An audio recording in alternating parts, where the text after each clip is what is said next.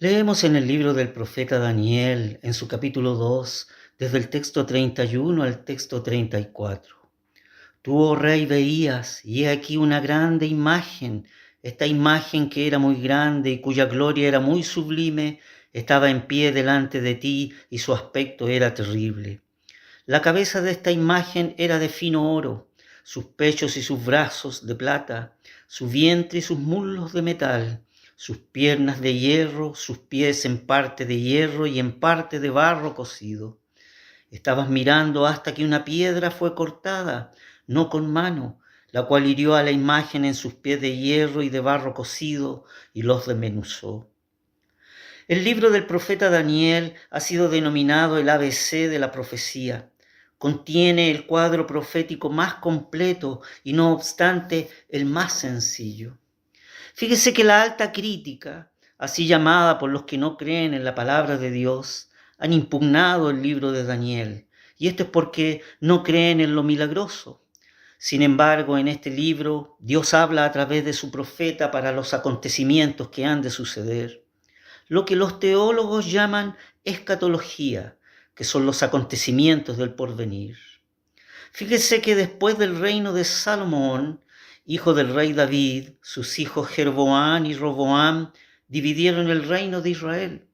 Jeroboam conforma el reino del norte, llamado Israel, el cual a través del tiempo casi todos sus reyes fueron idólatras y alejados de los preceptos divinos. Uno de ellos, llamado Omri, fundó Samaria como capital. Dios envió a sus profetas como Oseas, Amós, Elías, Eliseo, denunciando la idolatría y culto a los dioses paganos. Su llamado era a volver a los preceptos de Yahvé, advirtiendo el juicio de Dios sobre ellos si no se arrepentían de sus caminos. Y fue así que en el año 721 a.C. Dios levanta al imperio asirio, que fue el azote para el reino del norte. Por otro lado, Roboam conforma el reino del sur, llamado Judá, con las dos tribus que no conformaron el reino del norte, Judá y Benjamín, siendo Jerusalén su capital. Muchos de sus reyes fueron conforme a los preceptos de Yahvé, pero también muchos de ellos no anduvieron en los caminos de Dios. Dios envió a sus profetas como Isaías, Miquías, Jeremías, Abdías, llamando a la justicia, denunciando la idolatría y manifestando el juicio de Dios, como también la restauración y redención. Y fue así que en el año 606-605 a.C., Nabucodonosor de Babilonia fue con sus ejércitos y derrotó a los egipcios en la batalla de Carquemis, junto al río Éufrates. Y fue entonces avisado de la muerte de su padre, llamado Nabopolassar, el cual había conformado el reino babilónico en el año 625 a.C. De regreso para ser Nabucodonosor coronado como rey de Babilonia, realiza la primera incursión sobre Jerusalén, siendo Joaquín rey de Judá, llevándose algunos utensilios del templo, y entre los cuales se lleva deportado a Daniel y sus amigos y gran parte del pueblo. La segunda incursión fue en el año 597 a.C., llevándose más cautivos, entre ellos al profeta Ezequiel.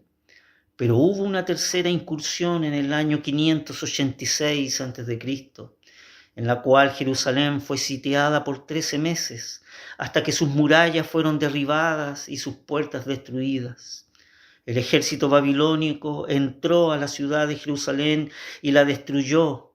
El palacio real, el templo de Salomón y toda la ciudad fue convertida en ruinas. Fíjese que en ese preciso momento Israel dejó de ser una nación independiente, con su influencia social, política, económica y religiosa del mundo.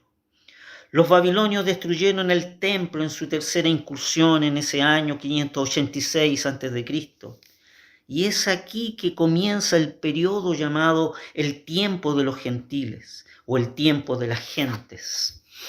Los tiempos de los gentiles o de las gentes, es decir, los no judíos, es un largo periodo de tiempo, desde que Israel deja de ser una nación independiente hasta el día de hoy, pues aún estamos en los tiempos de los gentiles. Fíjese que Daniel fue llevado al palacio del rey y allí fue preparado en toda la sabiduría de los caldeos. Nabucodonosor deseaba convertir su corte en una corte universal, pues deseaba así tener el control de todos los reinos de aquel tiempo.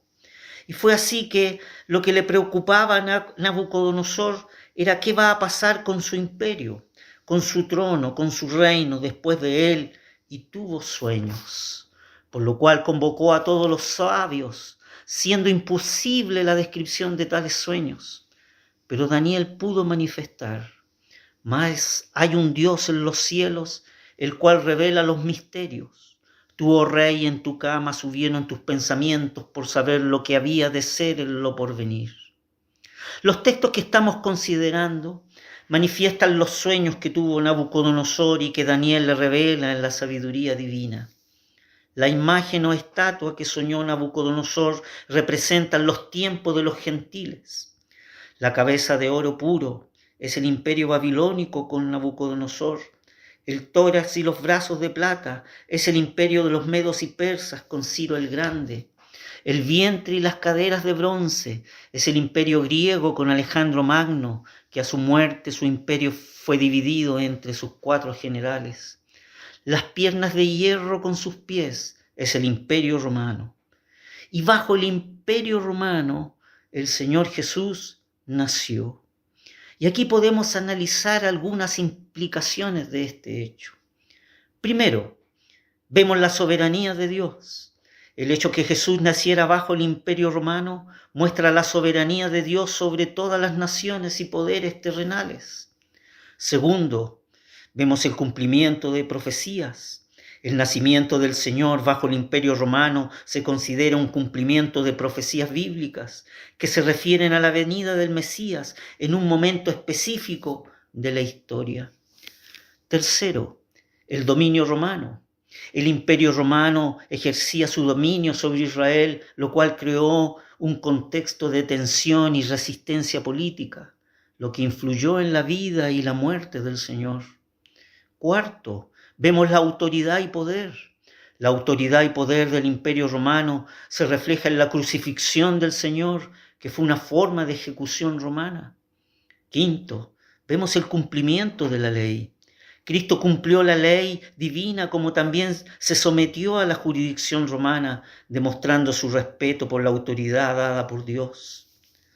La razón por la que Dios en su soberanía manifiesta que Jesús naciera bajo el imperio romano puede ser entendido bajo las perspectivas históricas, teológicas y providenciales, donde se destaca la universalidad del mensaje de Cristo y el plan de Dios para la salvación del hombre.